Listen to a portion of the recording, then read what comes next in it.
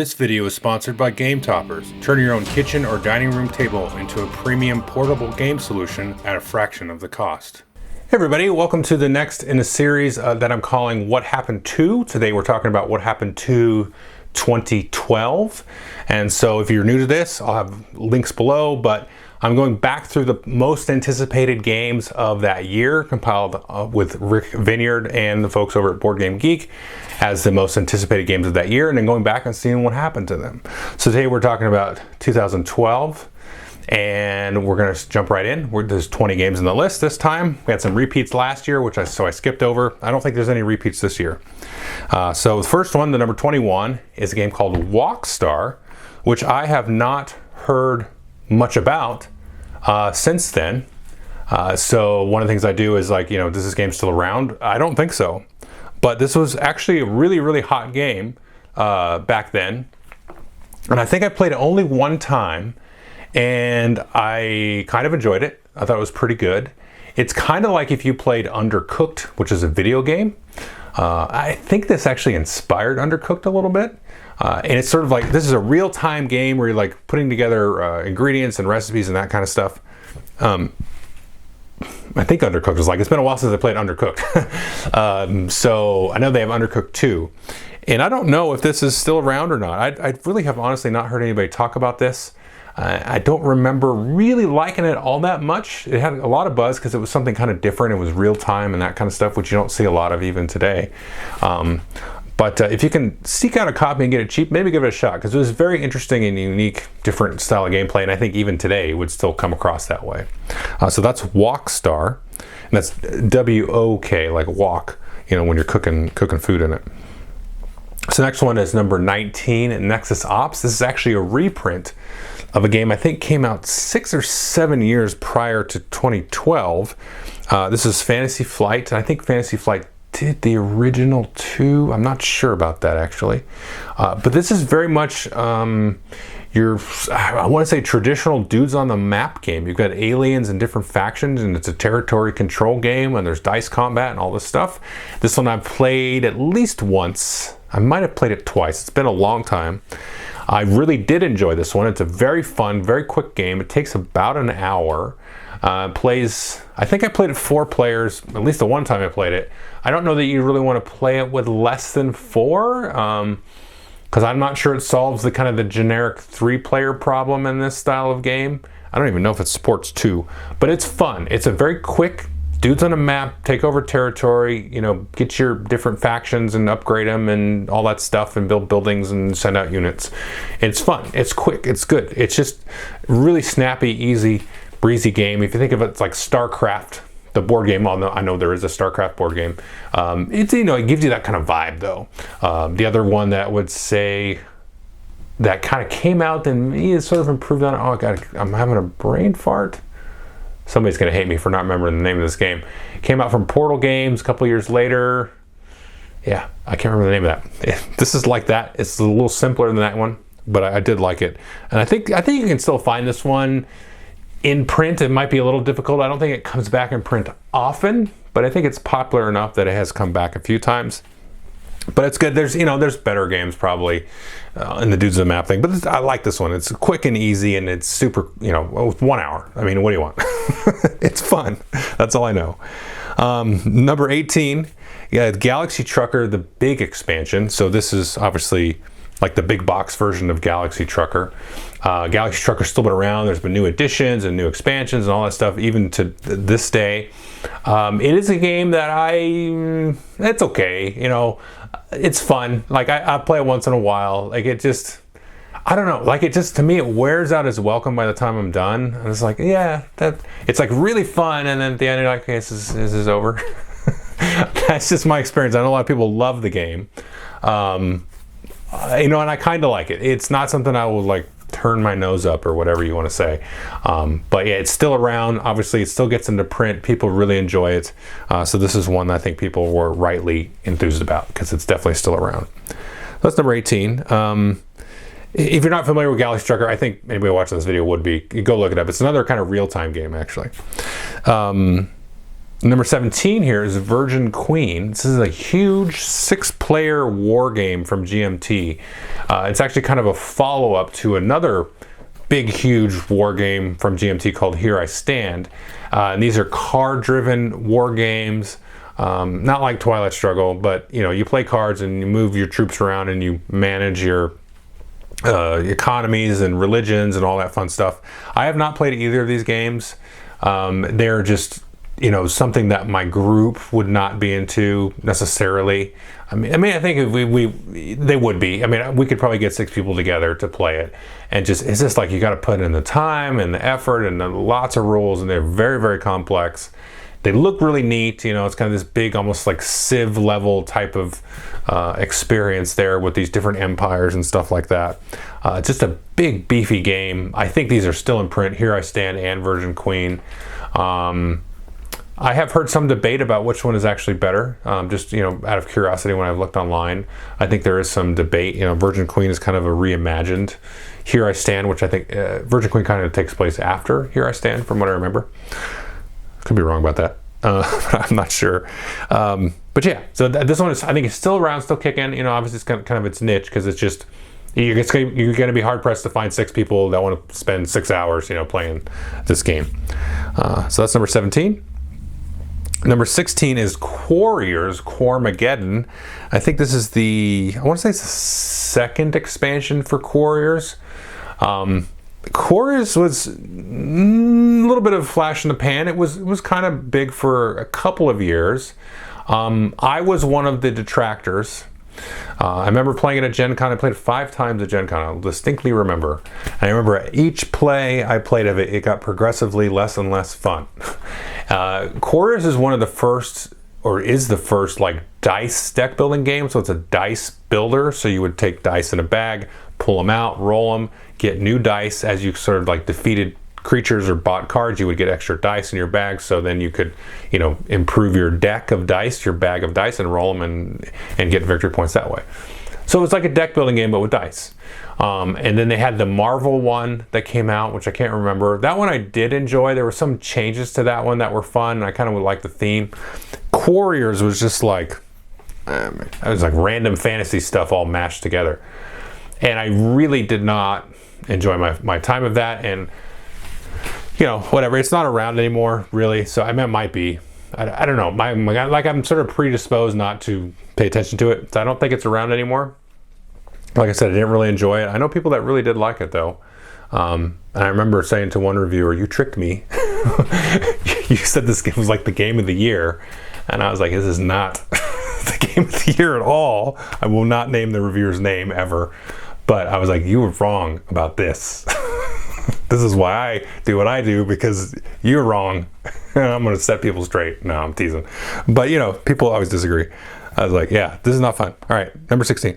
Number 15, Star Wars X-Wing, a miniatures game. And, so this was, I didn't even, honestly, I don't know how this got on here, because it came out in 2012 at Gen Con. I don't remember hearing about it, and maybe I was not clued into sort of the rumors and the buzz as much as I thought I was back then. I remember showing up to Gen Con and being like, what is this? This is crazy. And I came out of that Gen Con and was like, this is like gonna just be, amazing. It was just great. And the game is still around. I mean, Fantasy Flight doesn't own it anymore, right? Was it Atomic Mass now has all of those Star Wars miniature games, but it's still around. It's got a new edition. They've come out with hundreds of ships. I think it's hundreds of ships and stuff. They're pre-painted Star Wars ships and tactical space combat, and I think there's still a decent sized scene for it. I know tons of people that, well, I don't know them, but I've read about tons of people going in and buying all the stuff for it, and it's really fun, and it's quick and great, and there's lots of tournaments and all that stuff. And I remember watching a tournament one time on like Twitch or something years ago. It was like the first or second like world championship of it, and it was really well done, like narrated and stuff and commentated and all that stuff. And it was like, this is a really good game.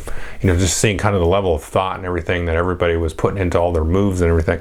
Really, really cool. And this one's just, it's been around forever. So that's number 15. Number 14 is Goa. This is a reprint from an earlier edition of Goa. This is, I believe, a Rudiger Dorn design. I think Z-Man was the one reprinting it here. I think they had the original printing as well. And Goa is kind of a very sort of abstract auction game. I think it's probably still in print, kind of, like almost. Z-Man's a little tough to kind of keep things in print sometimes. I mean, I think they leave some lag time between print runs. You know, they kind of like get the print run out. You know, people are excited about it because it's been around for a while. Then they kind of let it die and simmer down and kind of build momentum again. You know, not with every game. This is a game I played a few times. I really enjoyed it. It's good. I would recommend if you like some of these kind of drier themed Euros with a little bit of auctions and stuff. This is a great one for that. You don't see a lot of games with auctions these days, really. I think in 2012, we were really on the decline of the auction. The auction was big in the late 90s and in the early 2000s. I think people got kind of burned out on it.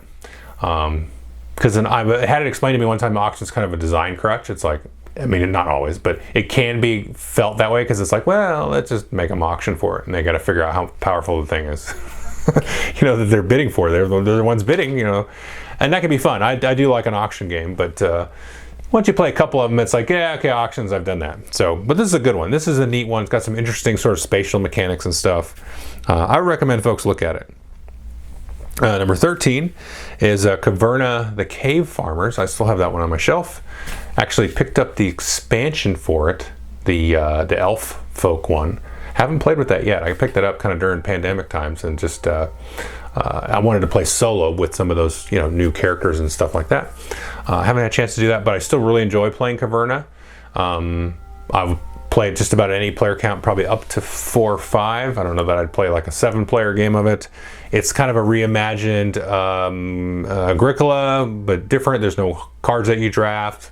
I'm sure a lot of people know this, but it's got lots of buildings and caves, buildings and different, you know, economies and stuff that you can do. You can carve out your wilderness outside the cave and all that stuff.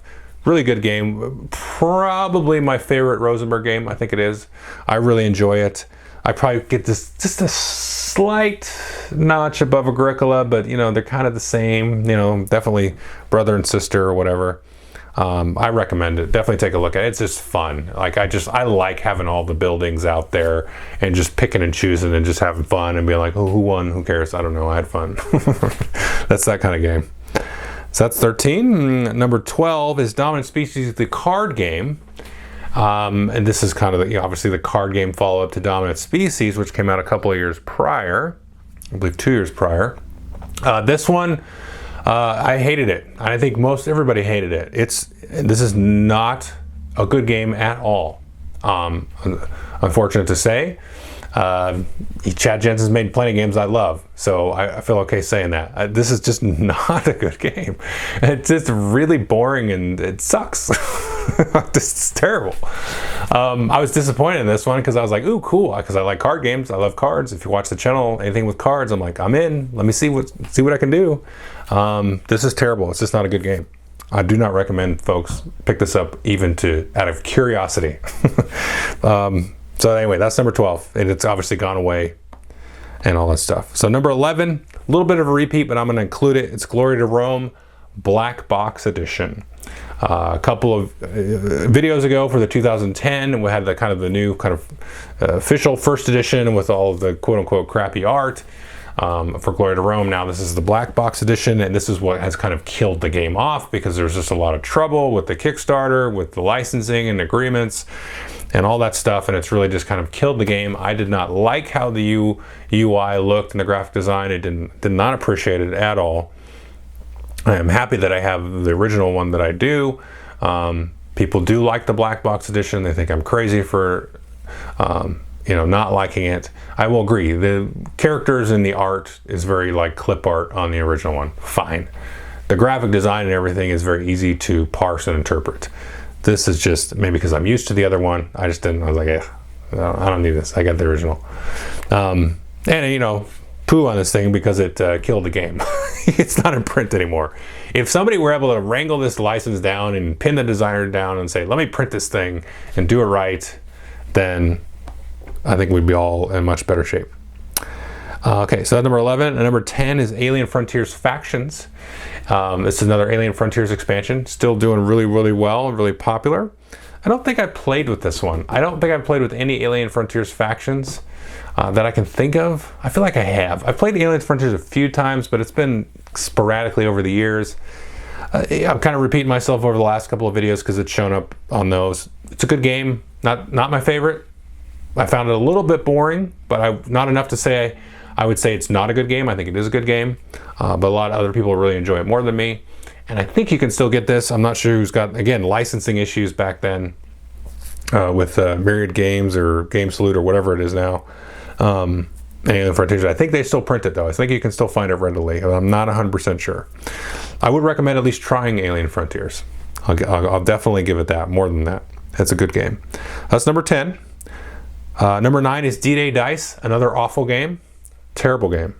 I remember getting this and having like the whole, I think it was the all-in. It was a lot of the Kickstarter stuff. I didn't actually get it off there. I got it from somebody else. I think I traded for it or something. And being super excited because I was like, oh, it's a quick war game. It's got dice and it's got a nice little, looks like a very elegant kind of spatial element and all this. And it just does not work. It does not work for me at all. And I don't think it works for, I just, if somebody tried to convince me that they thought it was good, I would be, why? I just did not care for D-Day Dice whatsoever. Okay, and you do not hear about it. I believe there's some licensing things or some weirdnesses with the company that did it on a Kickstarter. I don't remember if it was that one that ran away with money or something. I think there's a taint on this game that I think is no good. The game is not good, and I think the company that made it, I don't want to get sued for libel, but I think there's some problems there. I'm not sure. Let's see. Okay, that's number 9. Number 8 is the 2nd edition of Descent, which we just saw kind of quote unquote the 3rd edition come out last year. So 2nd edition ran strong right up until probably into last year, and maybe the year before was kind of started to fade off. I have played Descent 2nd edition. I played a couple games of kind of the normal game, and I played the Horde mode. Can't remember what it's called. With the app, you can kind of play solo. Did not like that. Do not like that. Or Imperial Assault app. Just do not like that. It's not fun. It just, I have a lot of issues with some of the design choices for that. I do really like the 3rd edition, Legends of the Dark. I love the app for that. That's a whole different ball game there. But yeah, the kind of the basic game of Descent, it's cool. It's just your normal kind of Hero Quest type of thing, but a little bit more modern, where you've got the adversary playing the cards, the Overlord, and the characters are playing through the quest, and you have the characters and they go through this campaign. And it's really cool. I never played through the complete campaign of Descent. I did play through Imperial Assault. It's kind of the same idea. You go through like 12 games of it, and then you get they level up and all this stuff, and it's a little more of a competitive style game and less of a storytelling game than like maybe Hero Quest or Dungeons and Dragons and stuff is. But it's cool. It's got its own kind of thing there, and the adversarial player can play antagonistically to the players. You're still going to progress through the campaign, progress through the story, and then have an outcome at the end in a role-playing sense, right? You're going to have somebody win and somebody lose. I can speak to my experience with Imperial Assault. I remember we played, I don't remember how many games because you can kind of have side quests in that one. Probably about 12 games. And I lost as the Overlord player, the Imperial player, most of the games. I think I won a total of 3, maybe 4 games out of the 12. But I won the last one. That means I won the whole thing. In case any of those jokers are watching. You think Luke can somehow force choke Vader. Anyway, the inside story. But yeah, I did win that one. I did win the campaign. So, you can play. But it's a fun thing, Descent, I liked it. It's a good game. I mean, 2nd edition's not around. They've moved on to Legends of the Dark. You can probably find some of the stuff online, and I think if that kind of sounds fun to you, I would definitely pick up some of this and maybe an expansion or two. It's a fun game. Number 7 is Wiz-War. This is a reprint of I think it came out in the 90s. I'm not sure. This is a Tom Jolly design, I think, did this one. Yeah, Tom Jolly did this, I think. And it's kind of a smash Ameritrash, you know, crazy chaotic powers, mages running around a map kind of thing. I've never played it. I've wanted to play it. I like a game called Mage Wars, which is similar. I think it's probably less chaotic, Mage Wars, than Wiz-War. Because I think this is one of those where like random stuff can kind of come out, and it kind of has some of those old school 80s 90s tropes of game design where it's like, hey, look at this chaotic thing that happened. That's kind of my impression of it. It's still around. There's been some other games come out recently kind of in this vibe, so I think people really like this kind of just fun wizards run around zapping each other kind of thing. And I think this one is still, this is 8th edition. Yeah, this is an old game. So it's still around, you can find it. Unfortunately, I've not played this one. So that's number 7. Number 6 is Race for the Galaxy Alien Artifacts. I think this was the first not so good expansion for Race for the Galaxy. I remember not liking this one. It had some neat stuff from what I remember, but this is definitely one I think folks can skip. I think you got to be a huge Race for the Galaxy fanatic to enjoy it. I don't remember hating it, but I remember just not being that enthused about it. I would much rather play these other ones. And I think this was the first one that started like a new arc of expansions, because they had all the other expansions up to this, which you could theoretically play together. And then I think you could play with everything if you really wanted to, but I think for balance purposes, you want to start with Alien Artifacts and do the next couple after that.